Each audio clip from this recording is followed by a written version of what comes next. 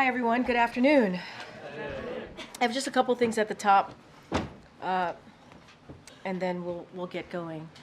So tomorrow, as you all know, the President is going to be traveling to Baltimore, where he will receive an operational update on response efforts from the Unified Command. Leaders from the Coast Guard and the Army Corps of Engineers will share updates on the assistance they are providing to state officials in surveying and removing the wreckage in the channel and allowing the Port of Baltimore to reopen as soon as humanly possible.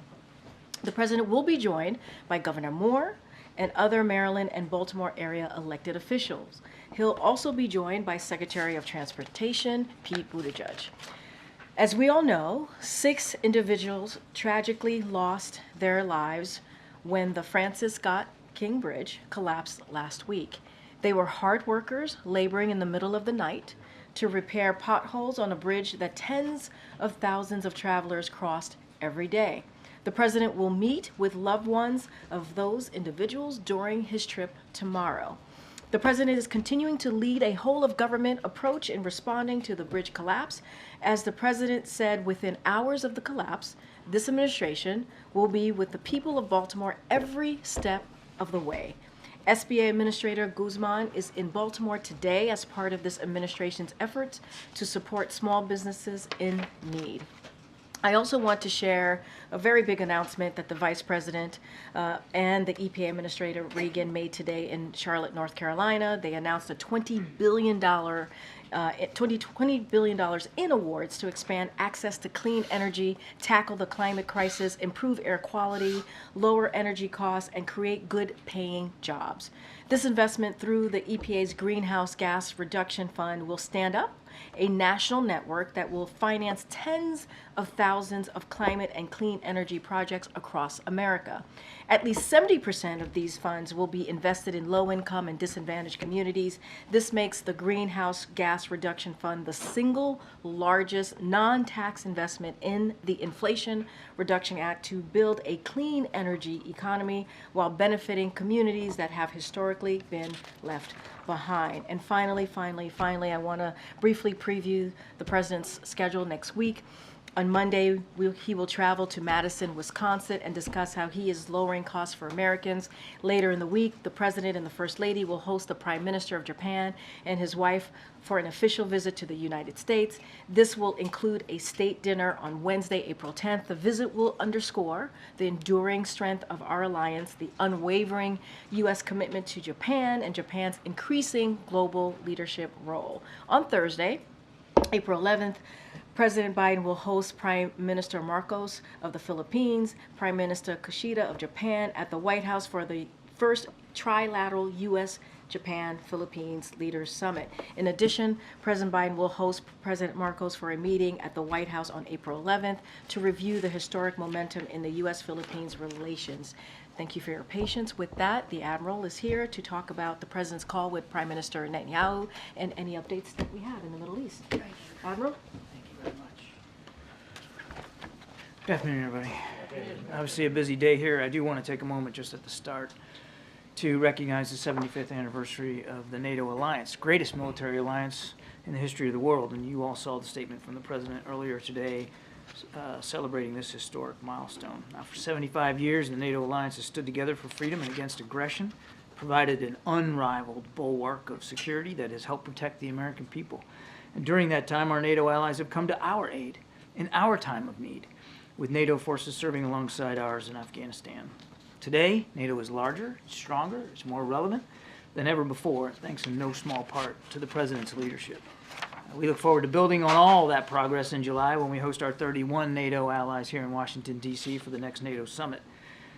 Now, as I'm sure you're all aware, the President had a chance to speak with Prime Minister Netanyahu earlier today. On that phone call, the President emphasized that the strikes on humanitarian workers and the overall humanitarian situation in Gaza are unacceptable. He made clear the need for Israel to announce and to implement a series of specific, concrete, and measurable steps to address civilian harm, humanitarian suffering, and the safety of aid workers.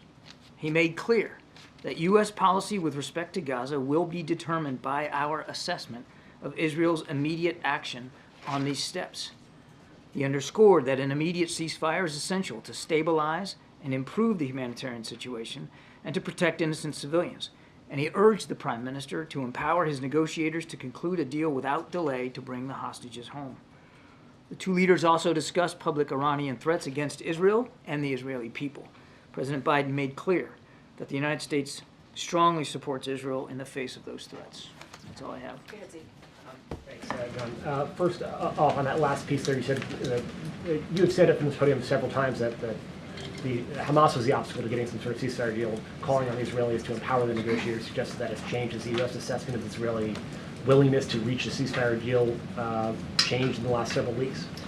No, look, it takes active participation and the negotiation of both sides here, and that's what the president is urging. He's certainly in the call with Netanyahu, urging that the prime minister empower his team to the maximum extent possible to see if we can get this deal in place. And then just on the substance, the real news from the president's statement there, saying that he's going to condition future U.S. support for this for the Israeli operations in Gaza on what Israel does. First off, what is at stake? What would be potentially cut off from Israel for use in this war if it doesn't change course? And second, what do you want specifically to see from Israel or to do to protect civilians and humanitarian aid workers? I'm not going to preview any potential policy decisions coming forward.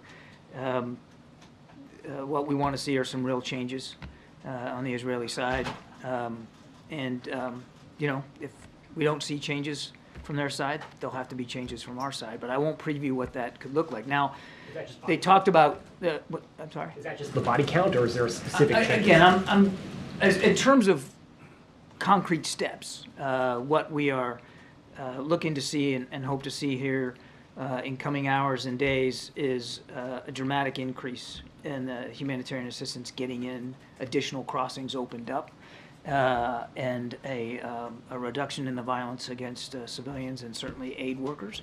We want to see that even as the Israelis work through their investigation, that they are willing and able to take practical, immediate steps to protect aid workers on the ground and to demonstrate that they have that civilian harm mitigation in place. So again, those are broad brushes. I'll let the Israelis speak to what they will or won't do here. But again, in coming hours and days, we will be looking for concrete, tangible steps that they're taking. Thanks, John. Just to go back to that point, in your readout, when you say the president made clear that U.S.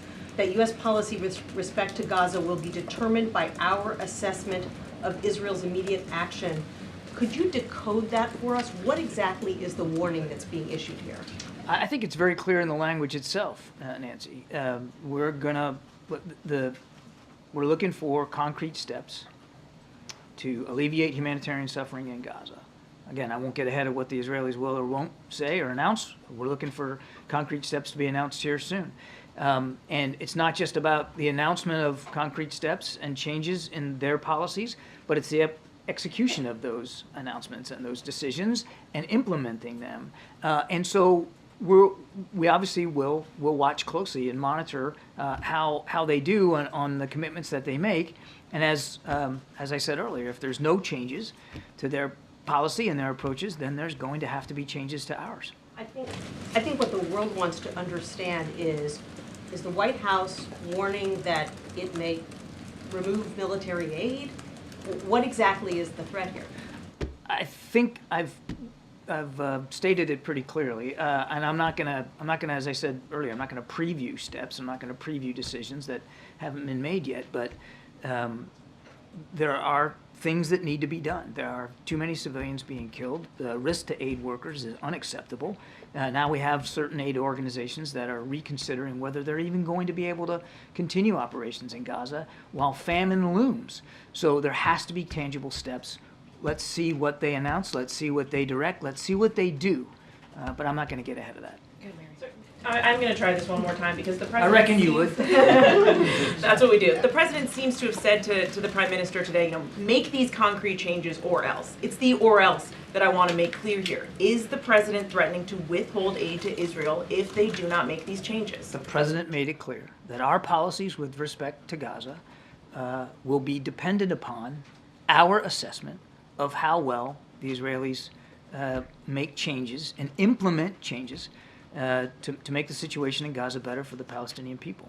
And how much time are you giving them to make these changes, to implement these concrete Again, steps? we would hope to see some announcements of changes here in coming hours and days, and I'll leave it at that. That's short. Hours and days. John, why today? Why today? What? Why today for the phone call? Why? Why this apparent shift in policy today? I think, look, President, well, all of us, but particularly the President, was certainly shaken by the attack on the WCK convoy and the aid workers. As I said earlier, it wasn't the only event. There had been others like that, humanitarian aid convoys coming under fire and losing people. And the President felt strongly that it was time to talk to Prime Minister Netanyahu about his concerns. Would you characterize this call as an ultimatum? I would characterize this call as very direct, very businesslike, very professional on both sides. And the President laid out his significant concerns about the direction and where things are going. And quite frankly, laid out, as is clear in the readout, that we are willing to reconsider our own policy approaches here, dependent upon what the Israelis do or don't do. Can you just tell us who all was on the call? Well, it was a bilateral call between the two leaders, Prime Minister Netanyahu and the President. They were the only two speakers on the call. But Vice President Harris also dialed in? Vice or President Harris did dial in, yes. Secretary of State? Secretary of State dialed in, Jake Sullivan, yes. I don't know who was also listening in on the Israeli side, but the discussion was between the two leaders. MJ. So, Admiral, you're not specifying what concrete steps Israel must take exactly. I gave you some a broad sense of it. We want to see more crossings opened up. We want to see more trucks getting in, particularly from Jordan. We want to see tangible steps at the mitigation of civilian harm, particularly to humanitarian aid workers, but obviously all civilians. But we want to see that they have moved forward on proper steps to deconflict with aid workers as they move around, that the information flow is viable. Sure, but that's language we've heard for weeks now. You're not talking about sort of telling us how exactly you will measure those measurable steps, right? What I said was, we're going to examine our policy approaches based on our assessment of the way the Israeli side modifies their behavior, modifies their policy and decision-making processes. And so, first of all, let's see what they say they're going to do, and then let's watch and see how they execute to what they say. And I don't want to get ahead of them on what they plan to say about the changes they're going to make, but we'll base our policy decisions based on an assessment of how they execute to their policy decisions. And you're not talking about what potential U.S. policy changes are on the table. Can you say whether the President shared that with the Prime Minister on this phone call? The President made clear that absent changes in the protection of civilians on the ground, absent changes to the volume of humanitarian assistance getting in, absent any movement on a ceasefire that will allow hostages to get out and more aid to get in, absent a calming down, that he will have to reconsider his own policy choices with respect to Gaza. And one of the 7 aid workers was obviously a dual American citizen. Did the Prime Minister offer the President an apology? I'll let the Prime Minister speak to his side of the conversation. I would note that the Israeli Defense Forces, their Southern Command commander, has made a public apology for the strike. And there was no mention of Rafah in this readout. Can you talk to us about how, if that did come up, and how that might have been discussed between the two? This leaders? conversation was focused primarily on the need to get a temporary ceasefire in place, the need for there to be a pause in the fighting, so that we can get the hostages out, humanitarian assistance, the need to see that steps are being taken to learn from this strike and to make changes in the way civilian harm is mitigated from an operational perspective.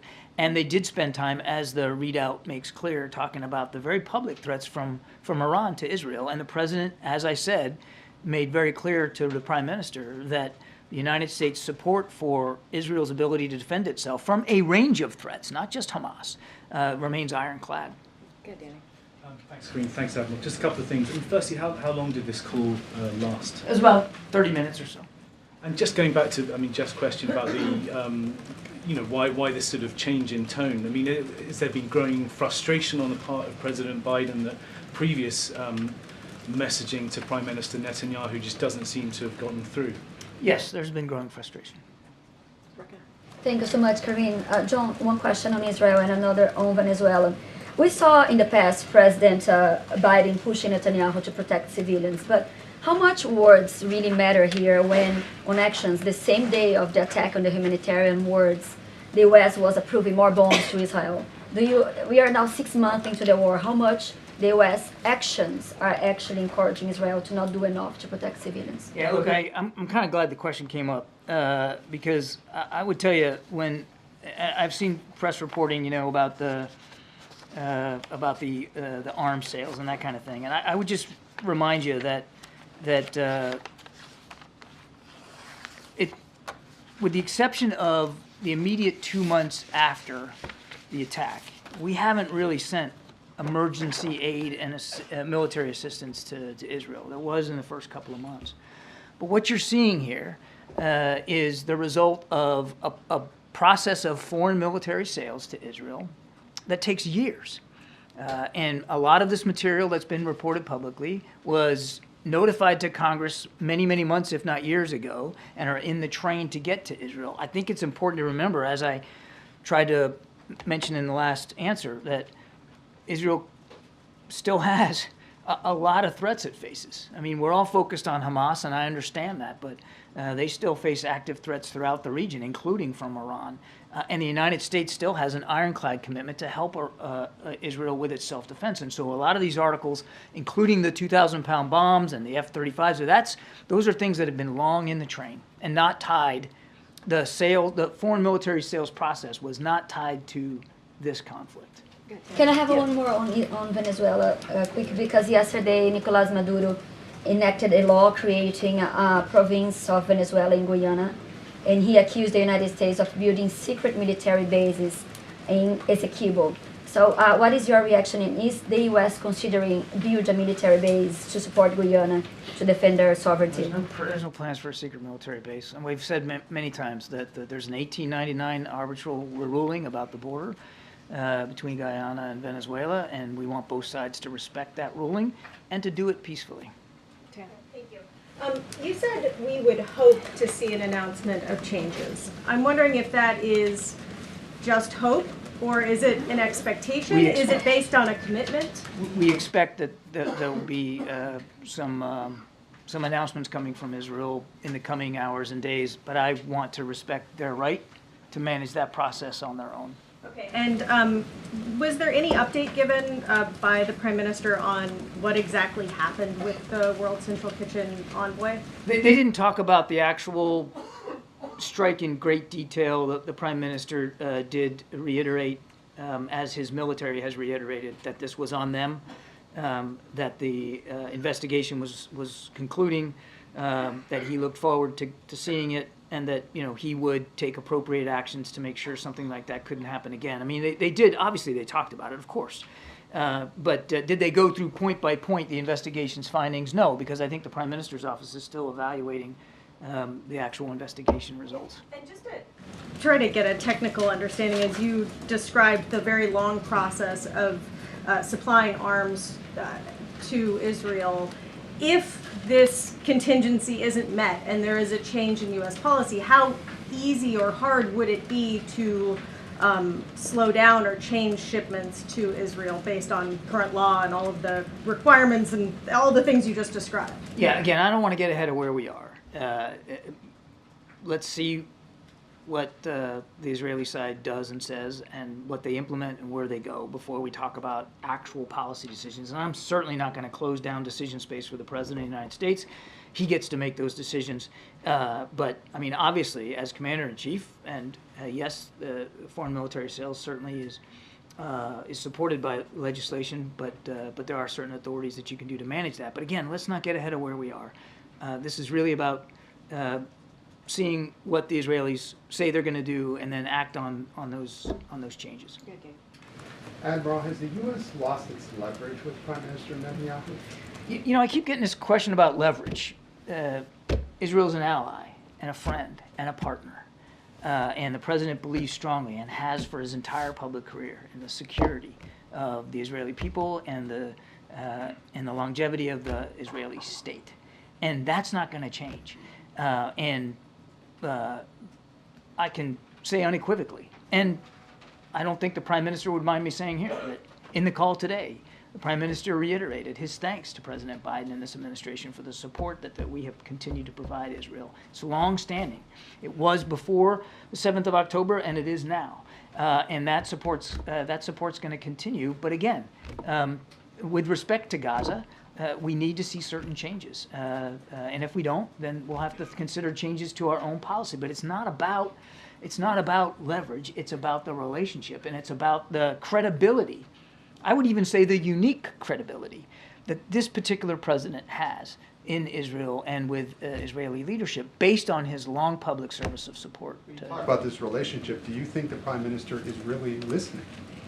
It was. I think it was evident in the phone call today. It was a good discussion, direct, no question, but a good discussion, and I believe the president made very clear his concerns, and the Prime Minister acknowledged those concerns. In terms of the timing of this call, we understand that this call was set up after the strike on the World Central Kitchen workers. Would you say that this call was a direct result of that? Was that the reason behind the call? Yes. And then one last thing. Response to Jose Andres, Chef Andres says that the convoy was deliberately targeted. Any response from the U.S. on that? Again, I haven't seen the Israeli investigation. They have said themselves publicly, after a preliminary investigation, that there was no deliberate targeting of WCK and Chef Andres. They're working their way through now an independent follow-on investigation, which I understand is very, very close to complete. The Prime Minister just talked about it broadly, and reiterated today, the Prime Minister reiterated today, that there was no deliberate targeting of that aid convoy. Good night. Thank you, Karine. Two questions. Senator Coons, who's very close to the president, said that we have reached a moment where arms restriction to Israel should be considered. Senator Warren also said that Israel has violated our own laws. Are they wrong in their assessment?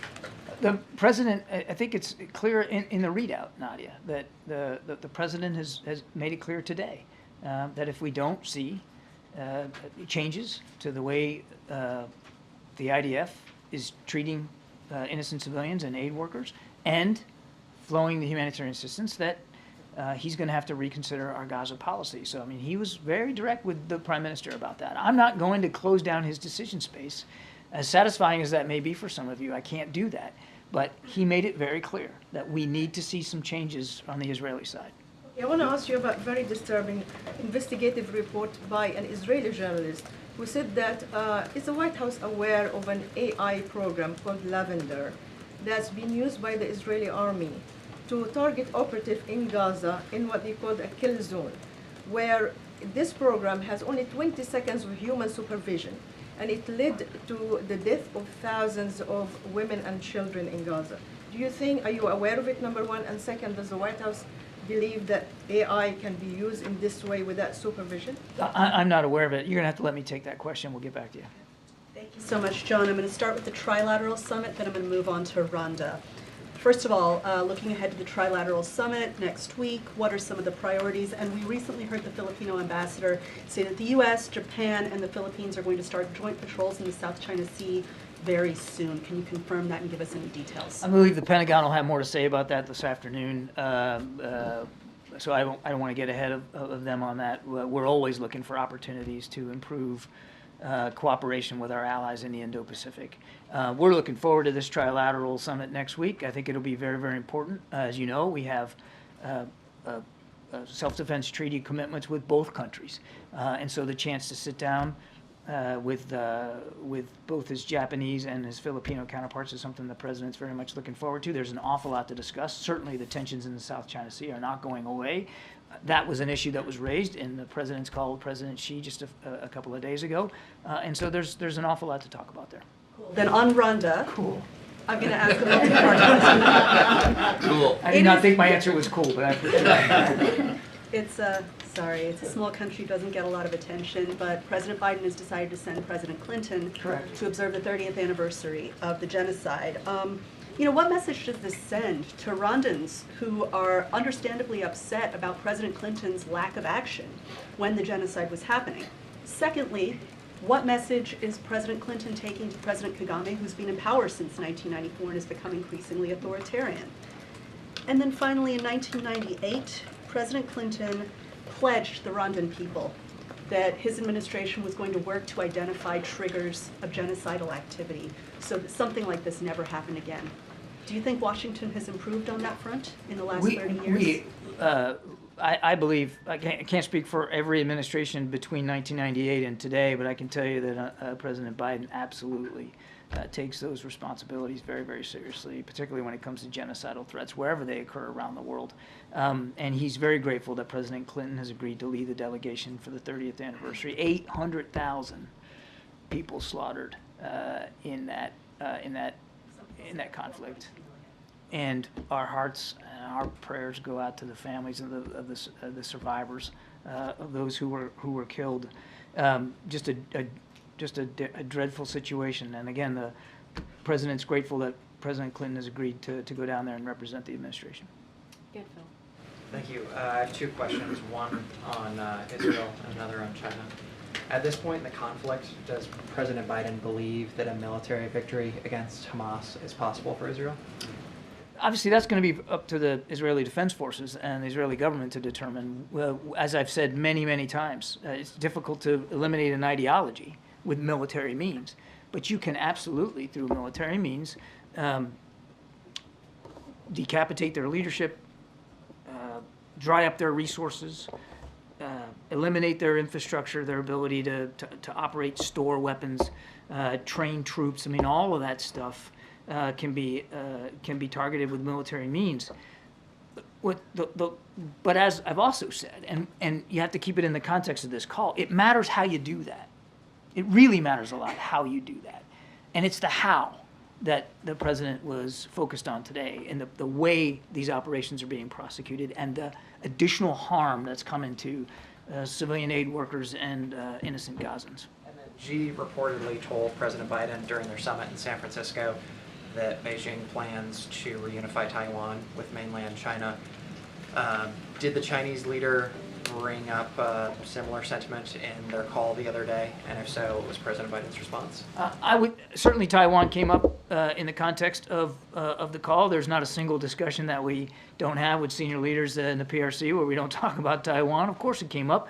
I won't characterize President Xi's comments, but I can tell you that President Biden was very, very clear that nothing's changed about our one China policy. We don't support independence for Taiwan, but we also don't want to see the status quo changed in a unilateral way, and certainly not by force. Okay, a couple more. Go ahead, Jared. I know you said that Rafah wasn't the point of this conversation and it wasn't discussed a lot. Does that mean that is still sort of a separate issue that's going to be sort of an ongoing discussion between U.S. and Israeli officials? I don't know if I'd call it separate. It wasn't a focus of this call. The call was, as I answered to MJ, it was really about the humanitarian situation and changes we need to see. But we look forward to having another conversation with Israeli counterparts in coming days, hopefully in a week or so, on Rafah specifically. And we hope this next one will be in person, but we'll have more to say about that as we get closer to it. So an operation in Rafah would not sort of run counter to these new conditions that the president laid out to the Prime I didn't say Minister? that at all. I mean, one of the big concerns about a ground operation in Rafah that we've expressed is the damage it could do, the death and destruction it could render to the 1.5 million Gazans that are seeking refuge there. So, again, today's call was really focused on humanitarian assistance, civilian casualties, and that includes humanitarian aid workers. You can't talk about Rafah and the possibility of operations going after those Hamas battalions in Rafah without also talking about the humanitarian situation down there, which is dire. Yeah, Brian? Thanks a lot, Admiral. Does President Biden agree with Donald Trump that Israel's war against Hamas is taking a long time? I'm not going to compare the president's views to Mr. Trump. I think you can understand. I need to stay out of that. All I would tell you is we have expressed our concerns about the manner in which operations are being conducted, and the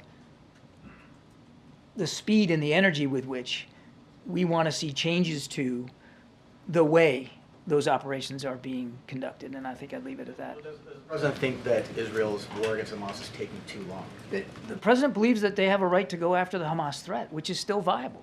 And the President made it clear again today that we support, and we will continue to support, not just philosophically, but tangibly, Israel's right to defend itself against a range of threats, and certainly that includes this fight against Hamas. But again, I want to reiterate what I said earlier. It's not just the threat of Hamas that Israel's facing. They are facing broader threats throughout the region, including directly and publicly from Iran. Peter.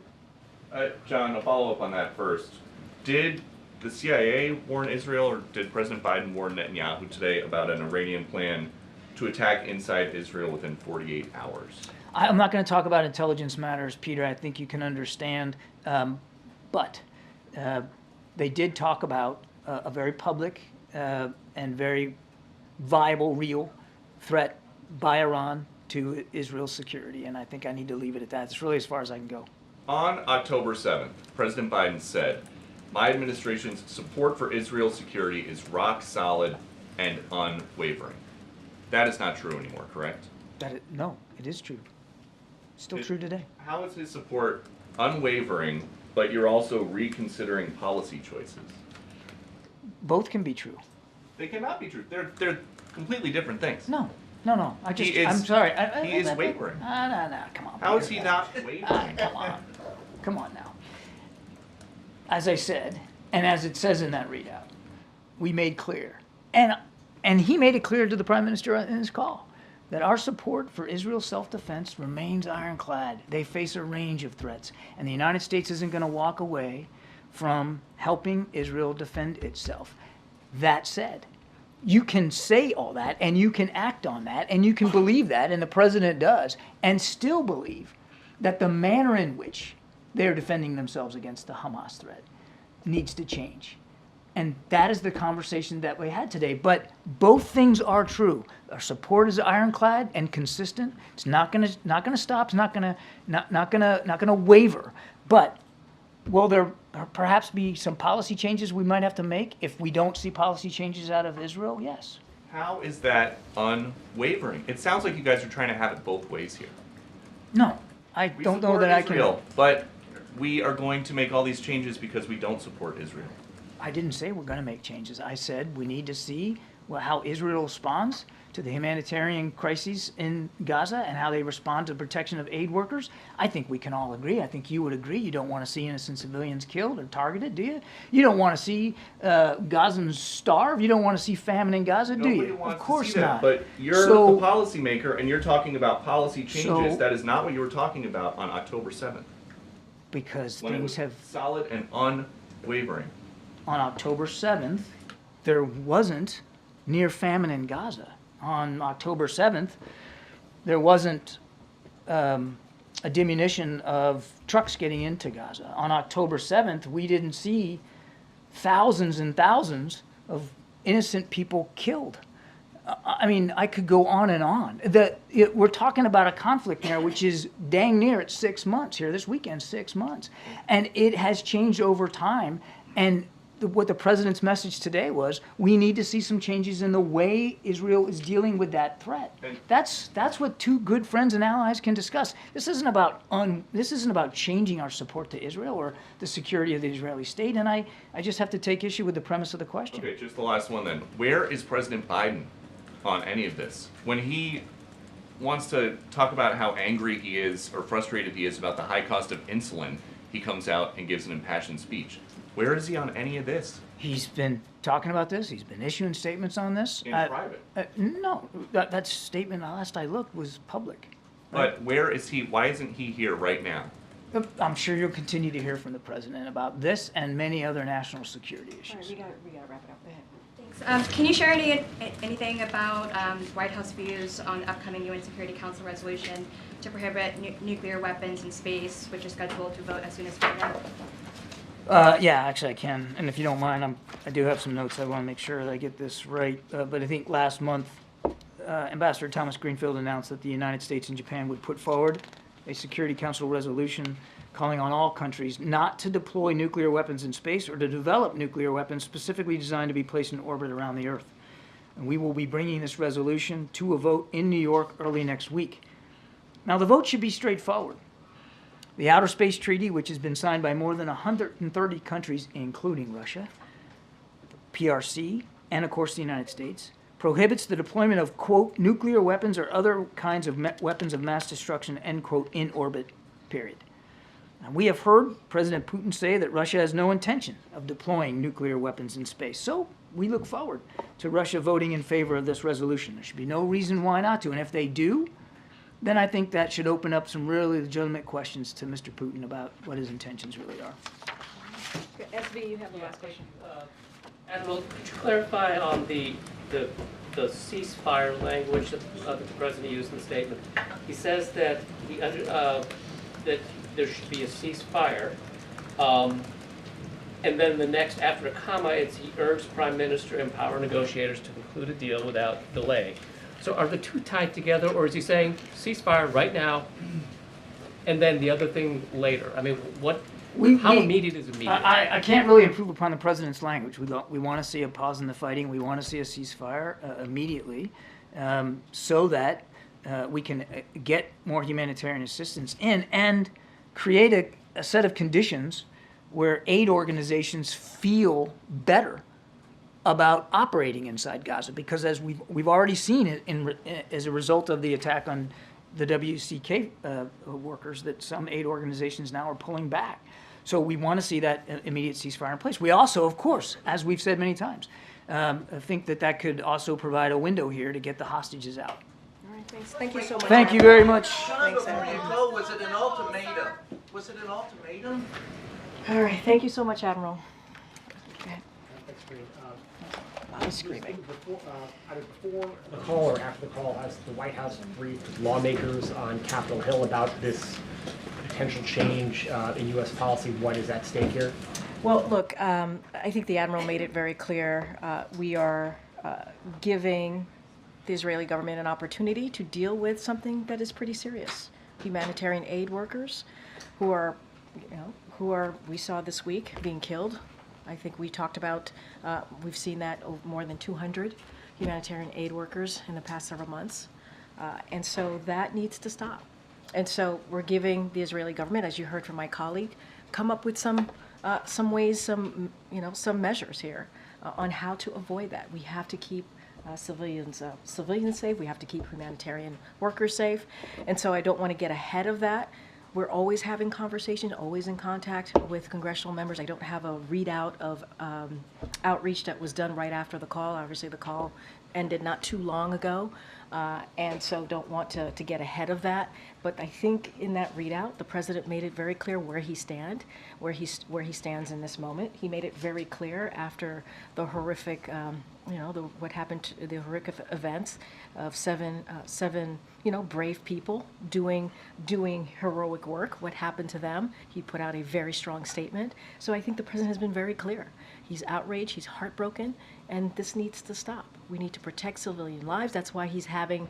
That's why his team is having conversations with the Israeli government on Rafah operations and what that's going to look like. They're having a reasonable debate back and forth and talking about that. We're hoping, we expect that to happen in person very shortly.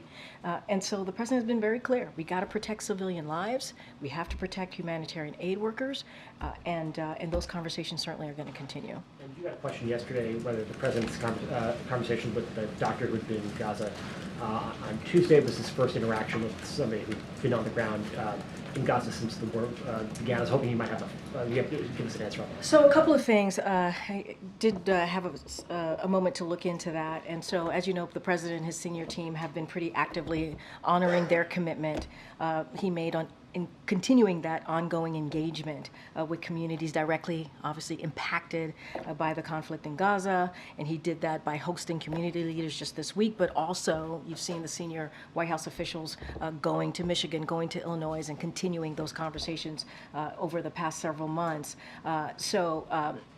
Look, and we believe that by going across the country and hearing directly from community leaders in numerous states, that we are keeping that ongoing commitment.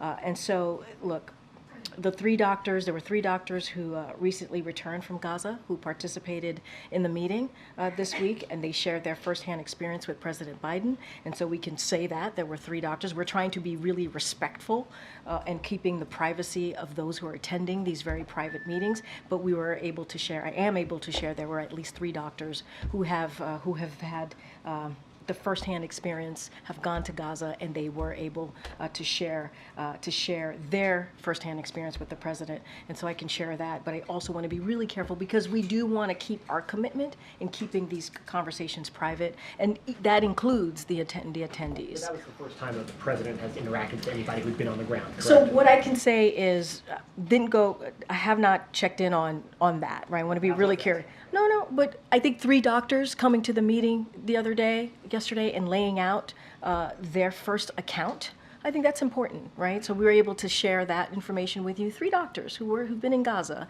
and it were shared directly with the president, what they have seen on the ground. That matters, right? It's so, want to be very clear about that. Look, we are going to continue to keep our commitment in hearing from folks in the communities who have been directly affected by this. That's been our commitment from very early on.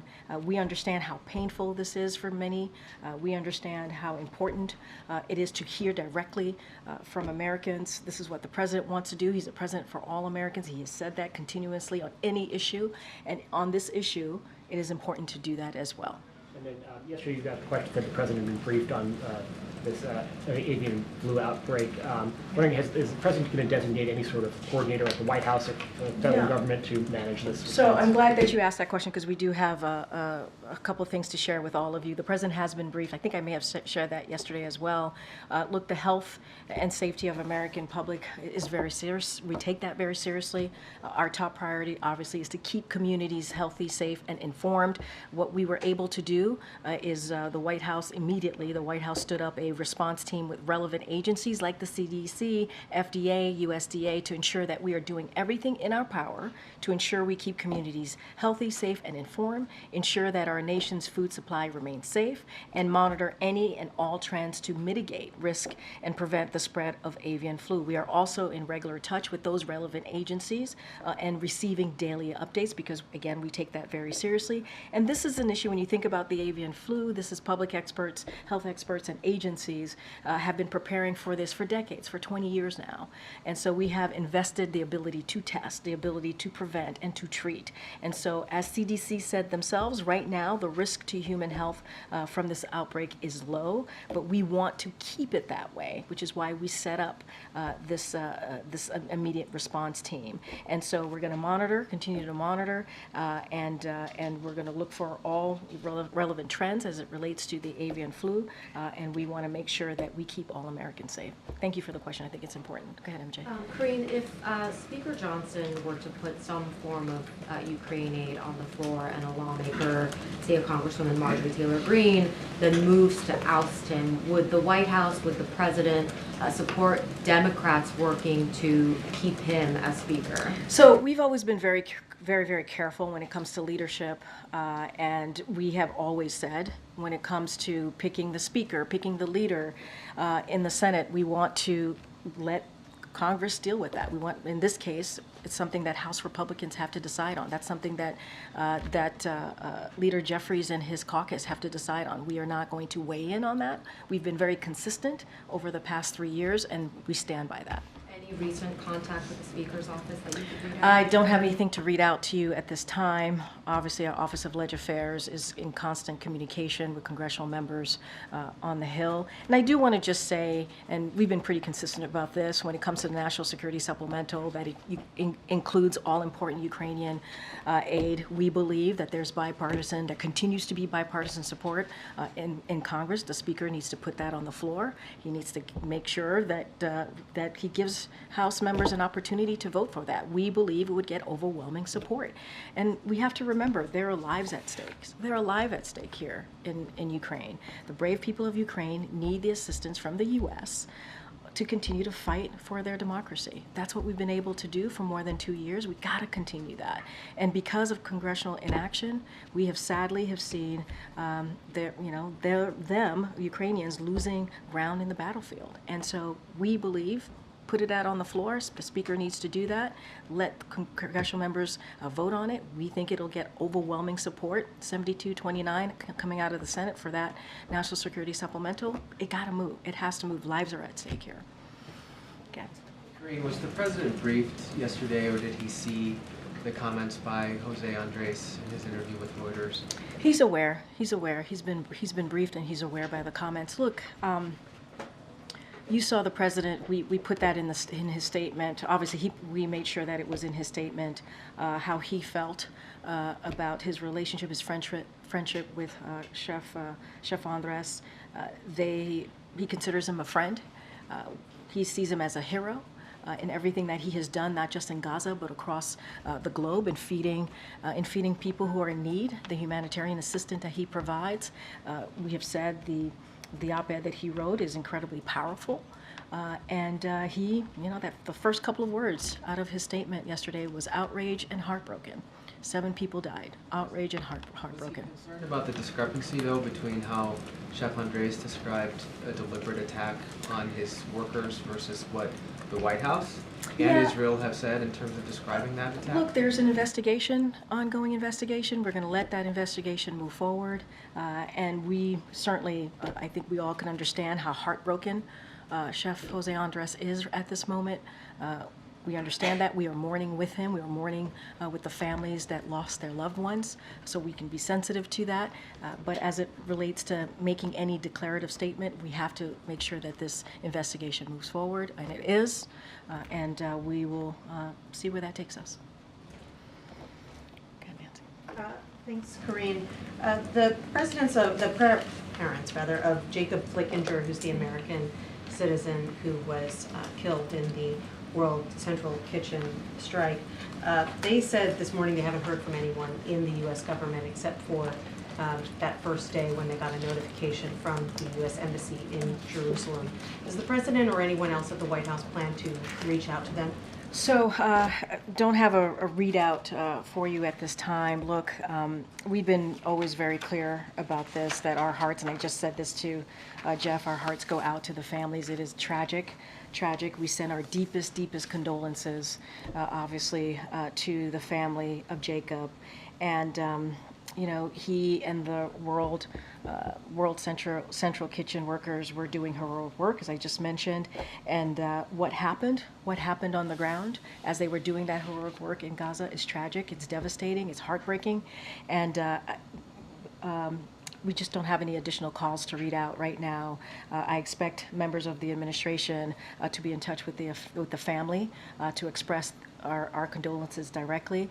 Just don't have anything to read out at this time. But obviously, our hearts go out to all the families who lost someone they loved. And several Democrats are now calling for an independent investigation into what happened here. Is the White House open to changing its position on this? We're going to let the Israeli government do their investigation and see where that takes us. I don't want to get ahead of that. They're doing an investigation. We have said we want it to be comprehensive. We want it to be make sure that it has accountability. We want it to be swift, obviously, and we want it to be public. So don't want to get ahead of that. Let that process move forward, and we'll see where we are from there. Okay. Thanks, Karine. So yesterday, John Kirby said that the U.S. would not consider a shift in their policy towards Israel until they finished their review of the World Central Kitchen strike. And just now, he said that the U.S. may consider a change if they don't make changes in Gaza within hours and days. So where's that shift coming? I think we're talking about the conversation that happened today with the president. As we have said, it was very direct, it was productive, it was professional, 30-minute conversation, and it was based on humanitarian aid, protecting aid workers, which is really important, protecting civilians, and that's what the conversation was primarily about. And what we have said, it's in the readout, that we want to see measurable changes to protect those aid workers, to protect civilian lives. And so that is what he was talking about. That's what the president laid out in the statement that we put out. You heard that from Secretary Blinken today. And I think that's the way that we want to make sure that we want to be very clear about that. We want to see measurable changes to how humanitarian aid workers are protected. That's what the conversation was about. And that's the changes that we want to see the Israeli government present. That's what he was talking about in the days to come. And if I could just get one more. Sure. Yesterday, Benny Gantz, the Israeli War Cabinet Minister, called for Israel to hold early elections by September. Where does the White House stand on that? We're not gonna get involved in the Israeli government or any government's elections. That is something for them to decide on. It's not coming from here. I have a question about electric vehicles.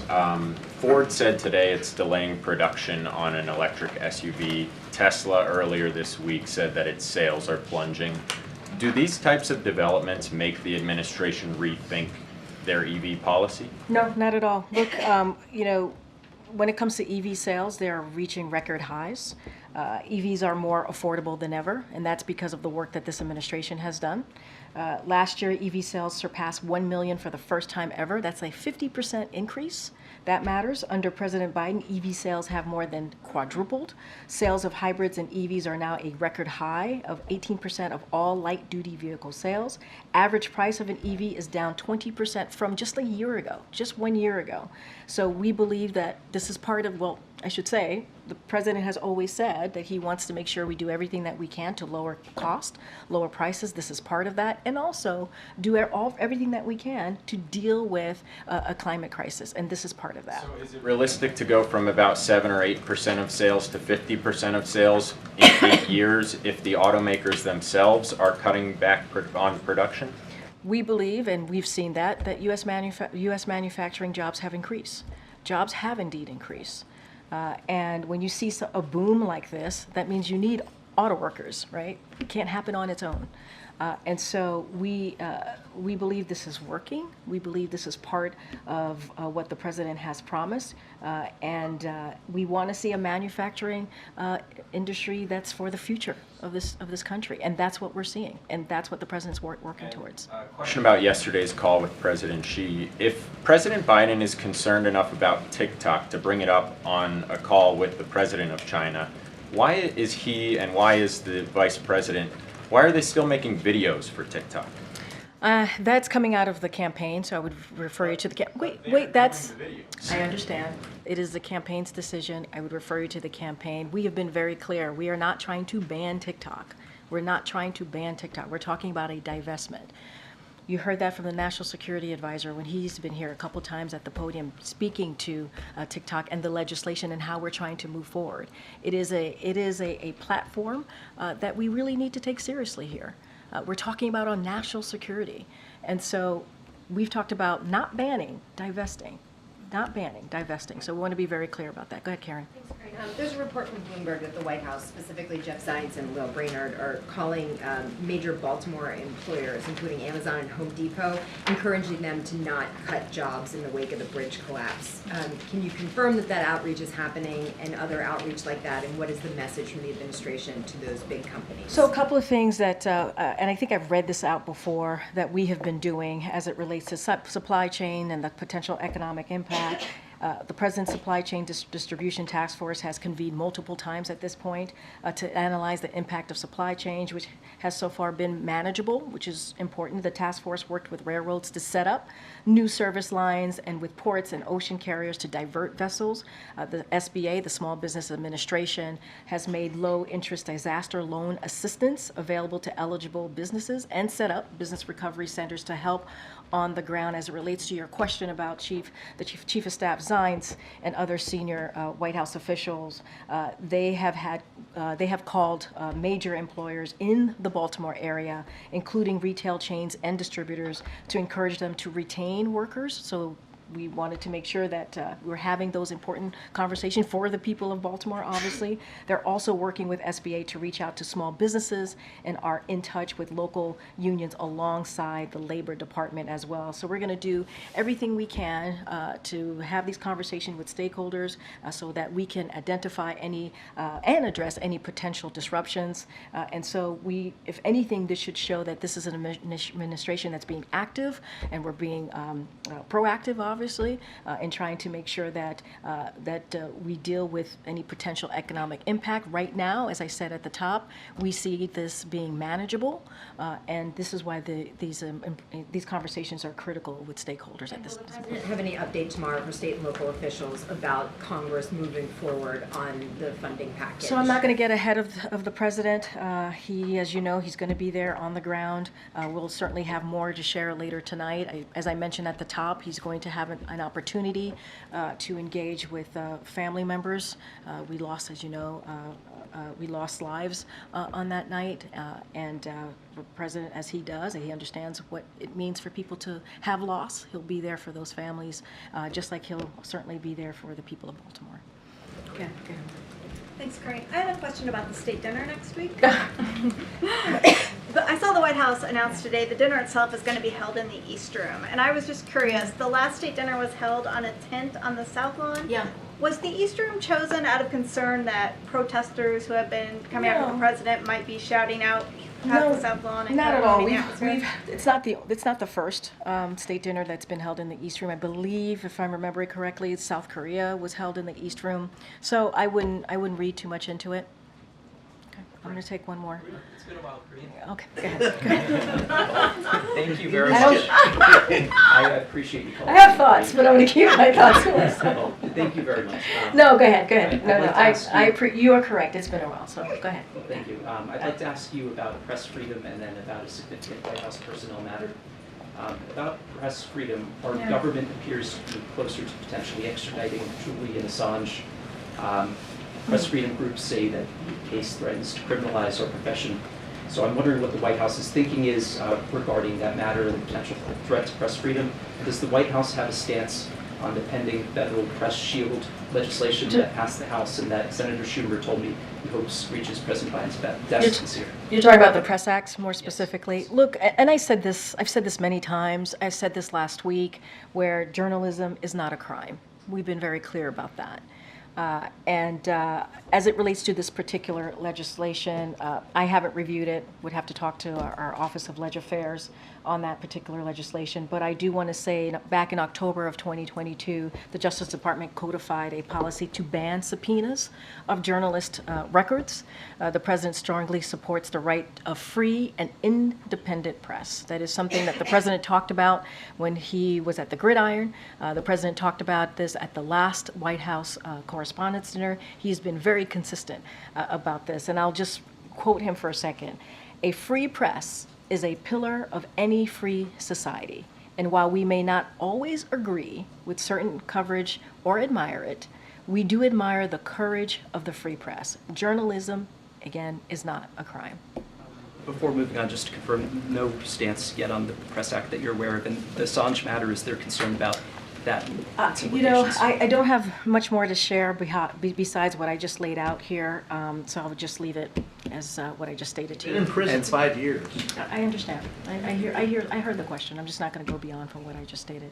On the personal matter, I'd like to ask you about my reporting on Anthony Bernal, who is one of the most powerful figures in this White House. The First Lady reportedly refers to him as her work husband. 3 former colleagues have made allegations of sexual harassment against him. building on prior reports of bullying.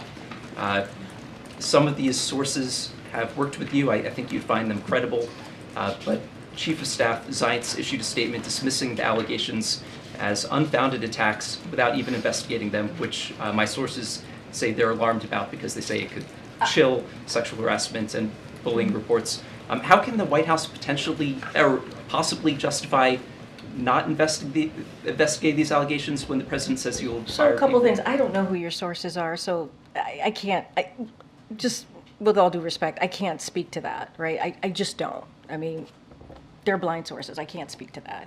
What I can speak to is you saw a statement from our Chief of Staff, Jeffrey Zients, saying they are unfounded. You saw a very strong statement from Anthony himself. It was in your, obviously, in your reporting, and he said the same. And I cannot speak to personnel investigations here or anything like that. That is not something I will ever speak to. And I'm not saying there is one. I'm just saying that I will never, I cannot speak to that, and that's not something I can do. But hold on. I have known Anthony for some time now. I've known him for more than a decade. I've worked closely with him, and I consider him a friend, but also a colleague that I respect. And that's basically what you also heard from Jeffrey Zients. I just don't have anything else to share beyond your reporting. I'm just going to press you on this, though, because the president said he would fire people for disrespecting colleagues, and there's no investigation. I just said to you that they have said themselves, Jeffrey Zients and also Anthony Bernal, that they are unfounded. I can't speak to your sources. Those are your sources to speak to. I cannot. But no. Special status come from the First Lady shielding him, as some Stephen, sources believe? I've answered the question. I've answered the question. Anthony Bernal spoke for himself. You heard from our Chief of Staff, and gave your publication a statement, obviously, and you've heard from me. I don't have it. I don't have anything else to share. I don't have anything else to share on that. So we don't end in that way. Go ahead, Brian. I guess I wanted to just clean up something that you've spoken to today. Would you categorize the conversation with Netanyahu that we've been told about all day long? Was it an ultimatum?